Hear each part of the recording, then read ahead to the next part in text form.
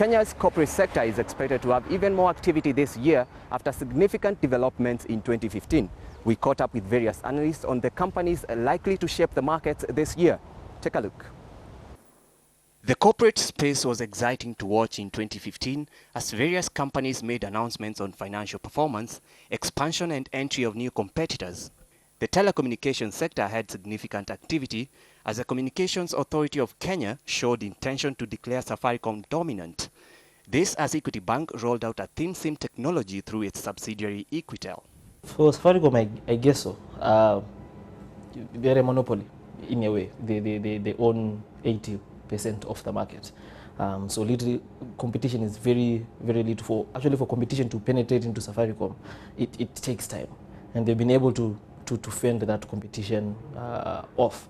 And the major threat was them being declared a dominant player, which seems like it has been crushed with the creation of a new independent committee by CK.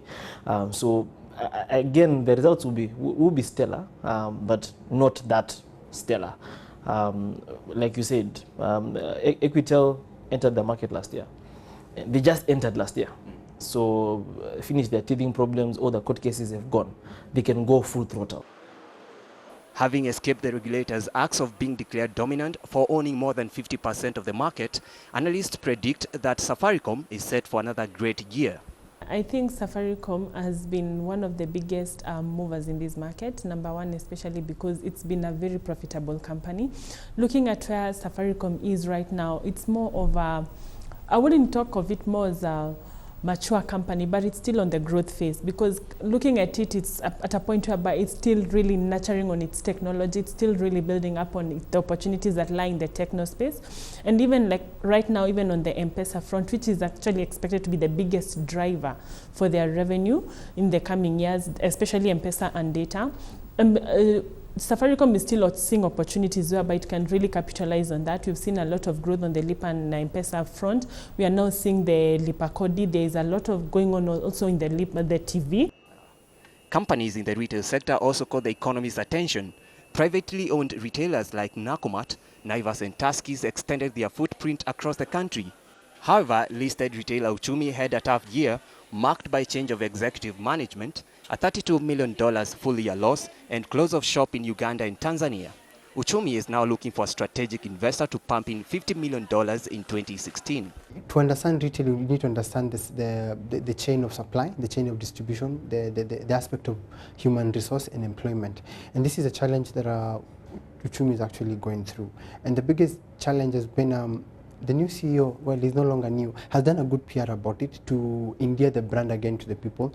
But unfortunately, he needs to keep the shelves stocked. He needs to ensure that the shareholders and the investors, as a listed firm, need to have their value back.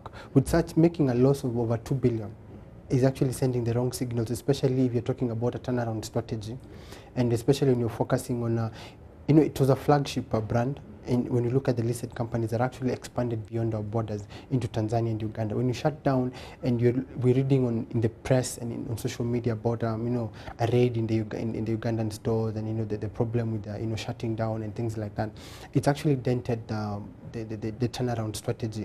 Even if you bring in 5 billion, the question is, it's 5 billion to take them where?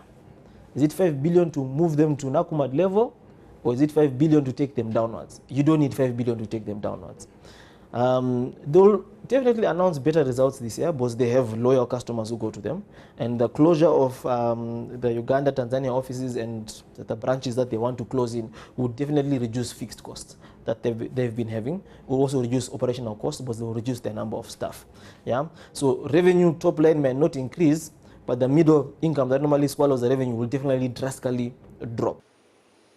On the commercial and services front, national carrier Kenya Airways continued its turbulent flight. The carrier recorded a net loss of $119 million in half-year performance to September 2015.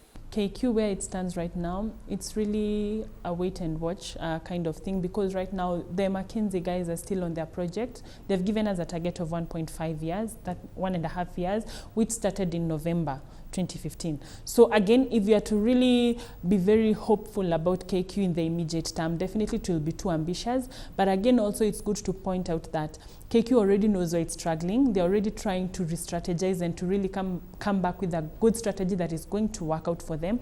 Yes, there is competition, but then again, KQ is trying to locate itself whereby it can be able to compete more effectively with other African carriers. Jambojet is a subsidiary of KQ, and it's been doing well. When you actually look at it, it's the only airline, I mean, the subsidiary that made profit last year compared to KQ. And for me, I think this is wrong. In line to competition actually coming in, going forward, the element of merging the two actually needs to be considered, because now FastJet has lower prices.